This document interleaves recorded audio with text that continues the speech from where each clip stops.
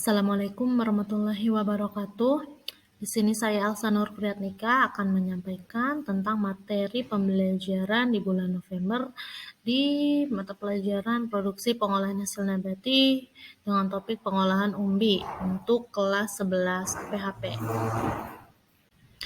Ya, untuk tentang umbi-umbian sendiri, kita harus kenal dulu apa itu umbi.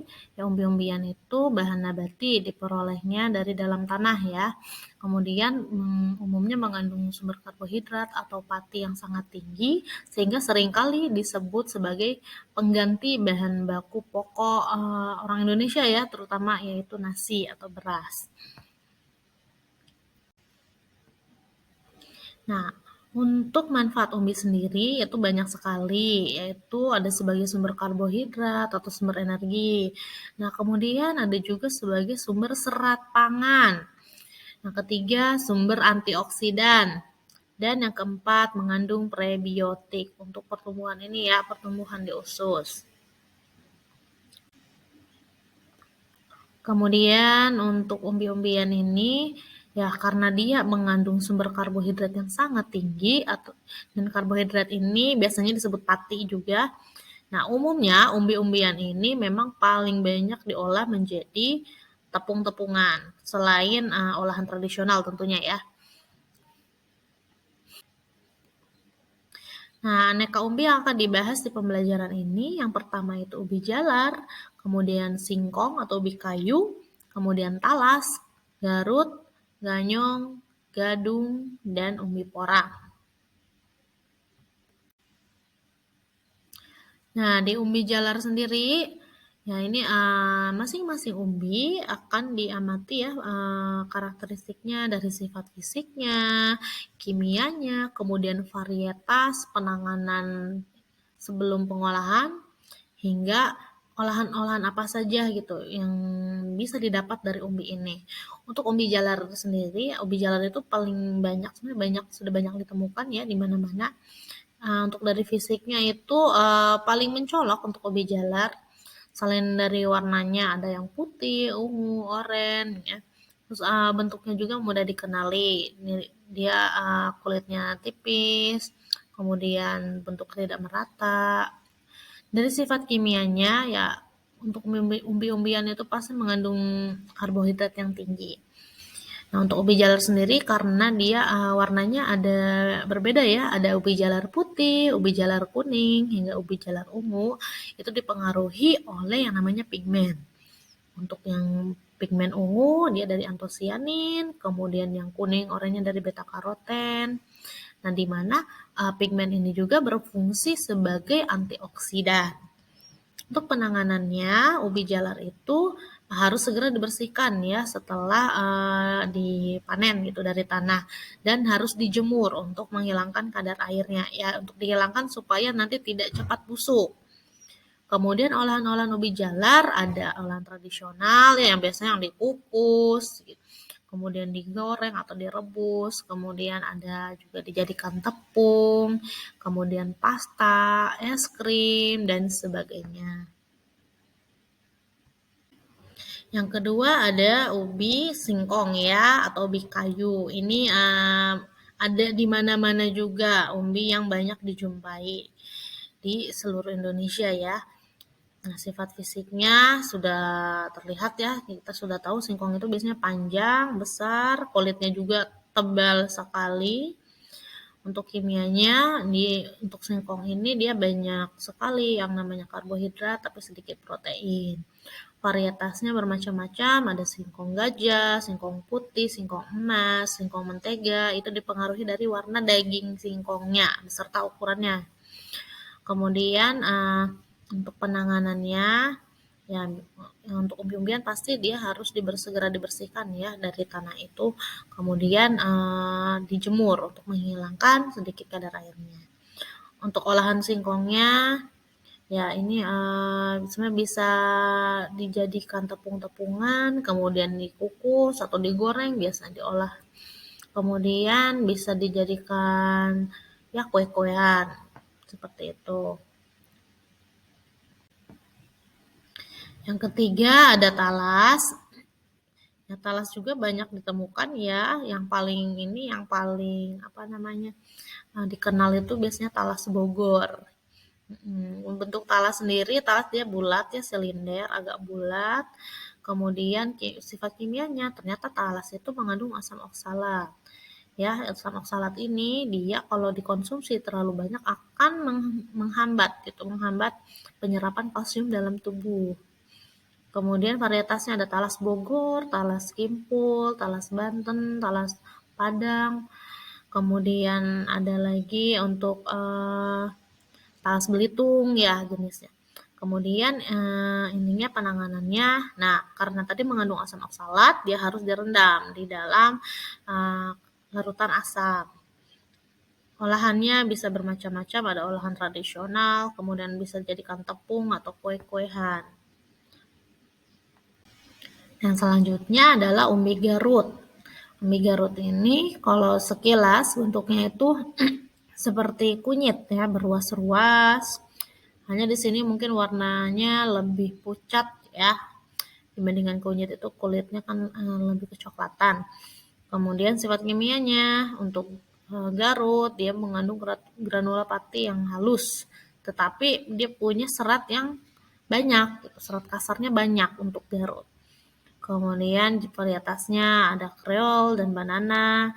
Kemudian untuk penanganan pengolahannya harus disimpan maksimal 2 hari sebelum pengolahan. Dan biasanya Garut diolah menjadi emping, kemudian pati untuk ASI, tepung-tepungan, dan sebagainya.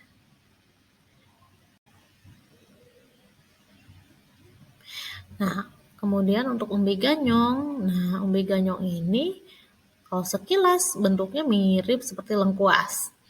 Ya, umbi ganyong ini dia bentuknya memang tidak beraturan karena banyak akar serabut tebal di sekelilingnya.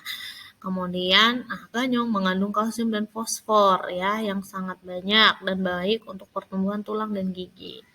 Varietasnya terdapat ganyong merah dan ganyong putih, bisa dilihat dari warna ininya ya di kulitnya.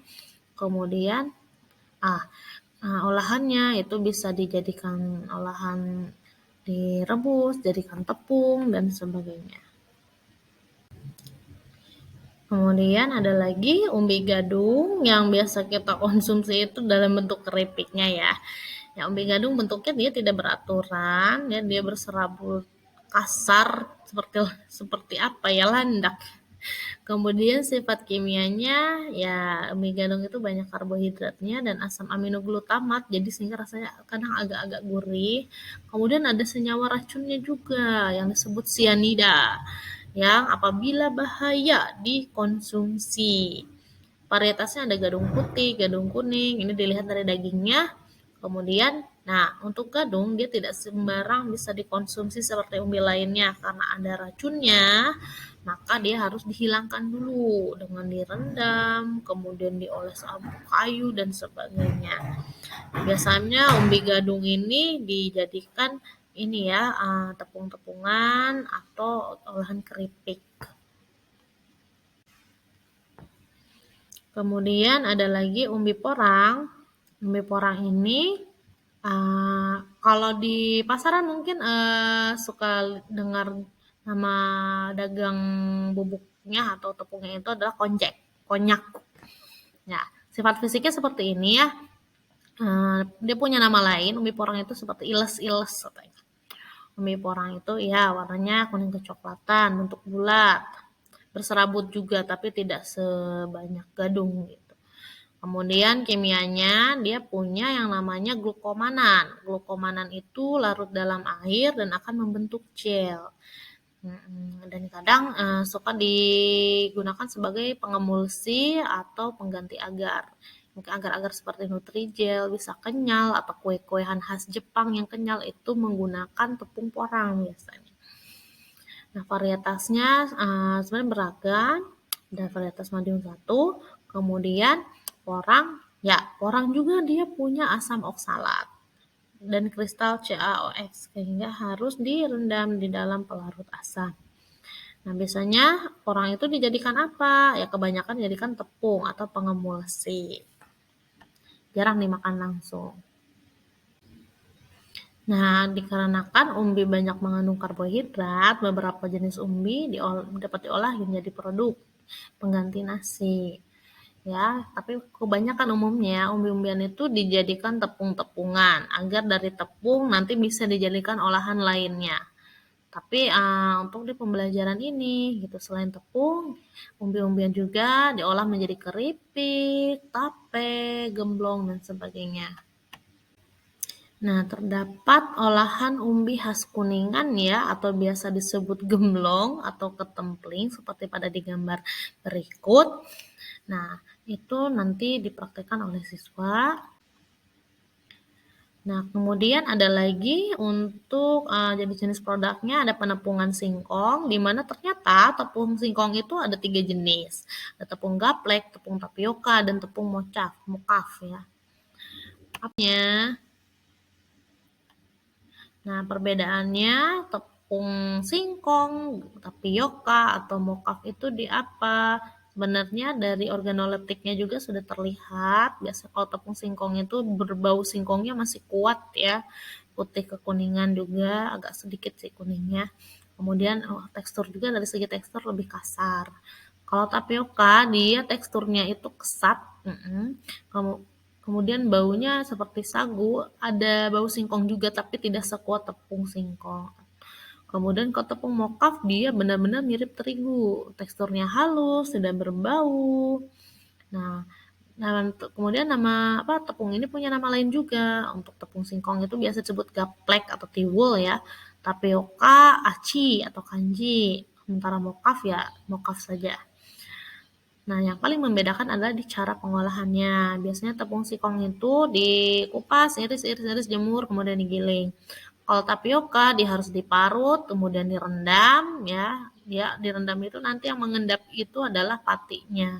Di mana patinya itu adalah uh, itunya bahan tepung tapiokanya begitu. Kemudian untuk tepung mokaf dia direndam juga tapi dilakukan fermentasi dengan ragi.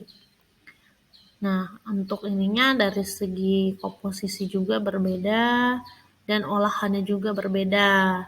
Tepung singkong itu biasanya dipakai untuk kue-kue basah, kue tradisional ya, bubur, tiwul. Sementara tepung tapioka biasanya untuk cemilan-cemilan, aci-acian, kemudian bakso, dan sebagainya. Sementara tepung mokaf dia untuk di bakery gitu ya, bakery, pastry yang seperti itu. Nah, ini ada alur proses penepungan umbi-umbian. Ini di sini khusus umbi ungu. Ada dari sortasi, pencucian, kemudian pengupasan, cuci lagi, ditimbang, dikecilkan ukurannya, kemudian perendaman dengan BTP ya, natrium metabisulfit larutannya. Kemudian pencucian dan penirisan, pengeringan, penggilingan, pengayakan di 100 mes, penimbangan tepung, dan pengemasan. Nah, selain membuat tepung-tepungan, di sini juga kita membuat pengolahan tape singkong ya. Tape singkongnya dari ubi kayu yang usianya harus 6-12 bulan. Dan disarankan dagingnya itu berwarna kuning atau putih. Nanti menggunakan ragi tape ya.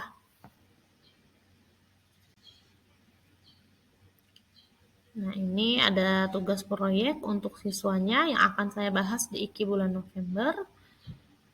Dan ya, terima kasih. Sekian dari saya.